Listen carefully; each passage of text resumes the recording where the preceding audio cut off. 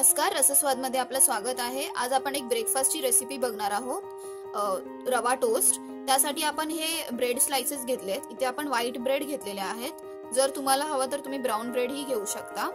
एक वाटी दही घेतलेली आहे, एक वाटी रवा, एक बारीक कापलेला कांदा, 2 मिरच्या, थोडीशी कोथिंबीर आणि चवीपुरता मीठ। एका मोठ्या वाटीमध्ये आपण दही घेतलेली आहे, त्यात कांदे घालूया। आपण दह्यामध्ये कांदा मिक्स करतोय। आता मिरची, कोथिंबीर,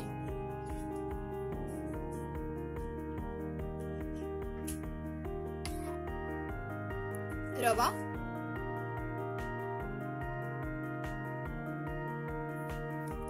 बरोबर मिक्स करून घेऊया आपण हे सगळं। मीठ पण घालूया।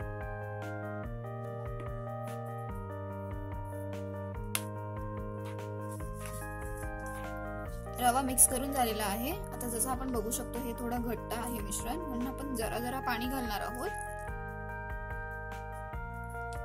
आपल्याला जी कन्सिस्टन्सी आहे त्याची ती एकदम जाडही ठेवायची नाहीये आणि एकदम पातळही नाही, मीडियम करायची आहे, जेणेकरून ते बरोबर स्प्रेड होईल ब्रेड वरती।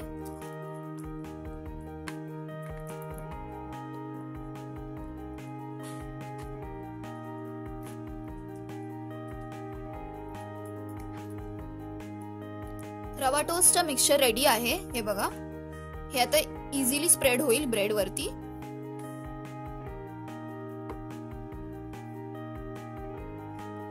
असं सगळ्या बाजूनी आपण स्प्रेड करून घ्यायचंय, ब्रेडच्या एकाच बाजूला। असा एकदम मीडियम लेयर लावायचा आहे आपल्याला या मिक्सचरचा। आणि आता आपण हे तव्यावरती भाजून घेऊया। तवा तापलेला आहे, आता आपण तेल घालूया। इथे तुम्ही बटरचा पण वापर करू शकता, पण बटरनी नरम होतं आणि जर आपण तेल घातलं तर कुरकुरीत होतं। जसं तुम्हाला आवडेल तसं तुम्ही करा। हे स्प्रेड करून घेऊया तेल। गॅस मीडियम ठेवलेला आहे। आता आपण हे ब्रेड ह्याच्यावरती प्लेस करूया असे।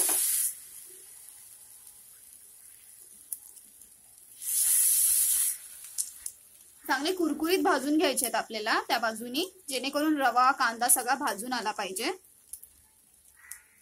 याच्यामध्ये मी फक्त कांदा वापरलेला आहे। तुम्ही याच्यामध्ये गाजर, टोमॅटो, सिमला मिरची हे सगळे गोष्टी पण वापरू शकता। जे तुम्हाला भाज्या आवडतात ते तुम्ही घालू शकता त्यामध्ये। 2 मिनिटं झालेली आहेत। आता मी वरून थोडंसं तेल पसरवून घेते ब्रेड्स वरती आणि आपण आता हे ब्रेड्स फ्लिप करूया। हे बघा कसं छान भाजलंय। साधारण 1 मिनिट झालेला आहे। आता आपण परतून घेऊया ही बाजू पण। ही बघा छान खरपूस करून घ्यायची। आता ह्या वरच्या बाजूला आपण परत अर्धा मिनिट ठेवणार आहोत, एकदम मस्त खरपूस व्हायला पाहिजे। परतते मी हे। छान आपला रवा टोस्ट रेडी झालेला आहे बनून। अशा प्रकारे मी सगळे बनवून घेते आणि तुम्हाला दाखवते। झटपट रवा टोस्ट बनून रेडी आहे। ही लहान मुलाच्या ब्रेकफास्ट साठी खूप सुंदर ऑप्शन आहे। तर असं तुमच्या घरी जे अवेलेबल भाज्या असतील ते तुम्ही ह्याच्यामध्ये वापरून, तुमच्या आवडत्या भाज्या वापरून तुम्ही हे करू शकता। तर हे ट्राय करून तुम्हाला कसे वाटले ते सांगायला विसरू नका। हा व्हिडिओ आवडला असेल तर प्लीज लाईक करा आणि रसस्वादला सबस्क्राईब करायला विसरू नका। थँक्यू।